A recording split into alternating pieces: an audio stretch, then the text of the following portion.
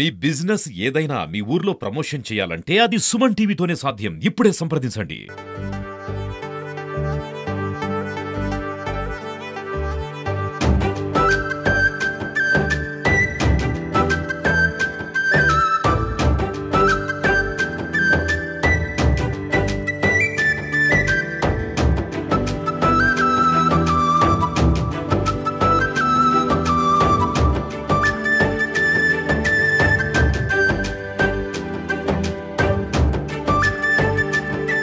నమస్తే, welcome to Suman TV. పెళ్లిళ్ళు స్వర్గంలో నిర్ణయించబడతాయి అని చెప్పి పెద్దలు చెప్తారు. ఆ మాట నిజమేనేమో. వైవాహిక జీవితానికి వైఫల్యం అడ్డు రాదు అని చెప్పి లక్ష్మీ ప్రసన్న అనే అమ్మాయి జీవితంలో నిజమైంది. అసలు ఈ కథ ఏంటి, ఈ స్టోరీ ఏంటి అనేది ఇక్కడున్న వాళ్ళ పెద్దలతో అడిగి మాట్లాడి తెలుసుకుందాం. అమ్మ నమస్తే. నమస్తే అండి. నమస్తే అండి. నమస్తే సార్. నమస్తే అండి. అందరు బాగున్నారా? ఎలా ఉన్నారు? బాగున్నామండి. మ్యారేజ్ లైఫ్ ఎలా ఉంది? బాగుందా? పెళ్లి చేసుకున్నారు కదా, బాగుందా? మీ భర్తను పరిచయం చేయండి. మీ మామ ఏమని పిలుస్తారు మీ భర్తని? అవునా, ఏమంటున్నారు? బాలని ఏమని పిలుస్తావు? మామా. ఓకే.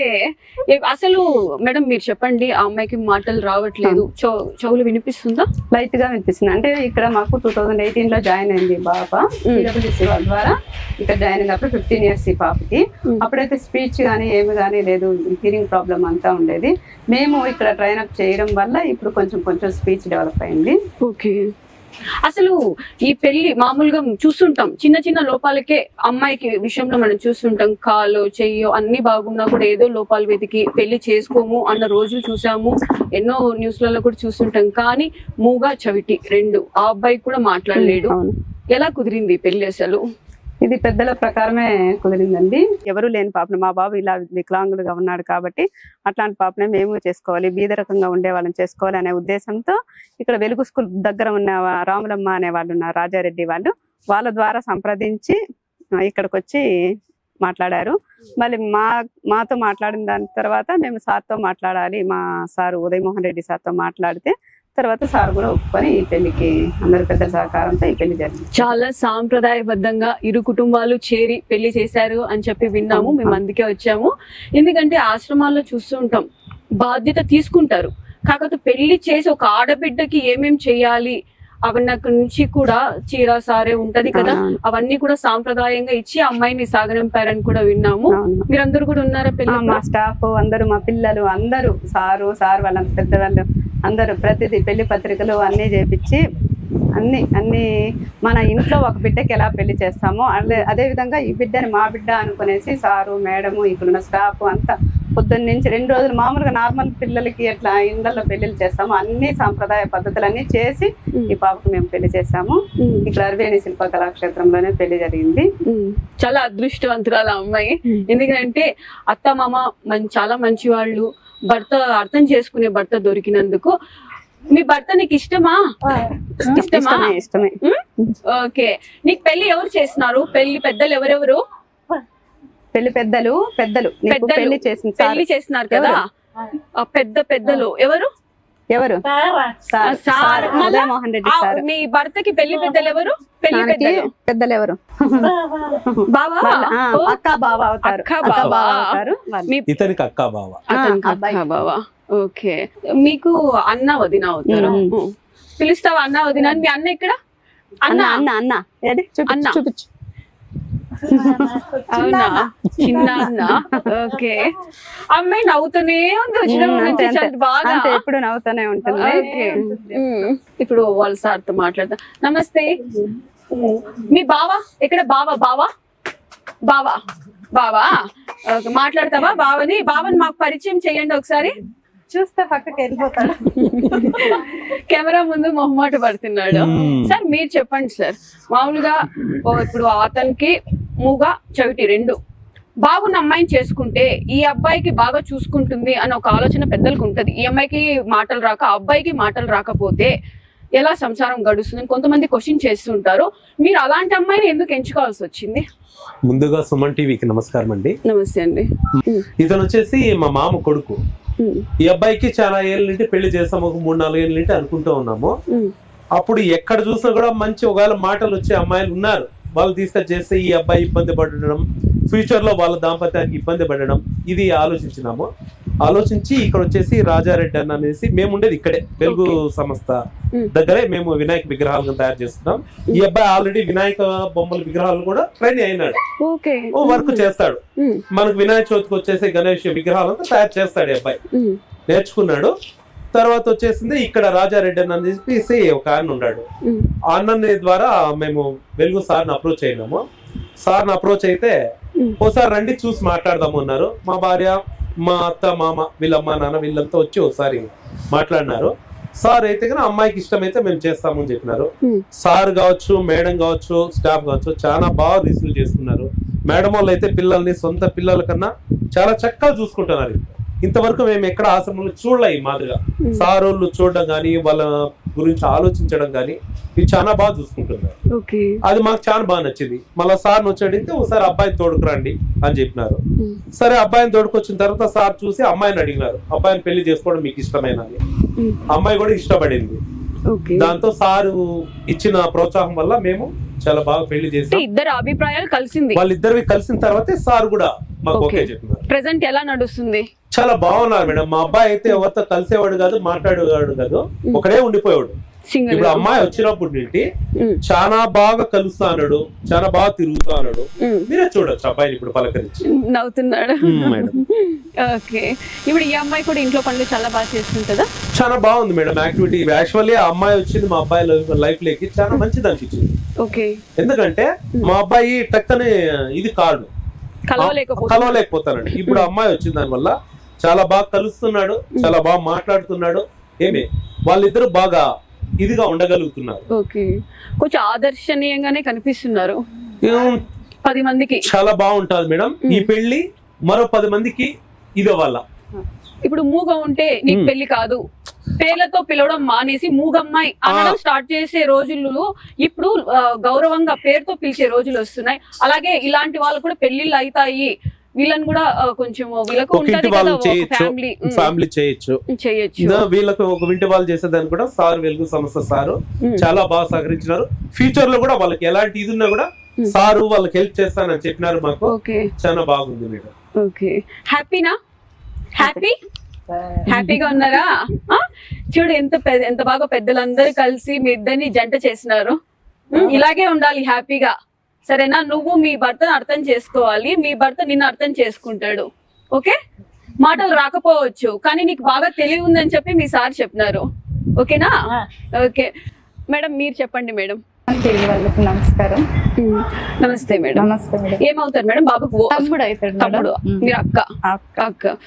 చెప్పండి, మీ తమ్ముడికి పెళ్లి అవుతుందని అనుకున్నారా? మామూలుగా అంటే ఒక మాట మేడం, ఇప్పుడు ఏ అమ్మాయి అయినా సరే ఇంత లోపం ఉన్నా కూడా ముందుకు రారు.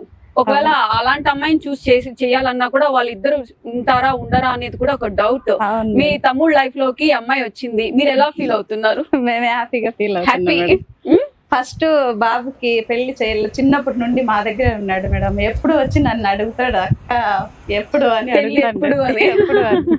నేను నువ్వు ఇంకా పెద్దగా కావాలా అప్పుడు చేస్తామని చెప్తా అన్నాను.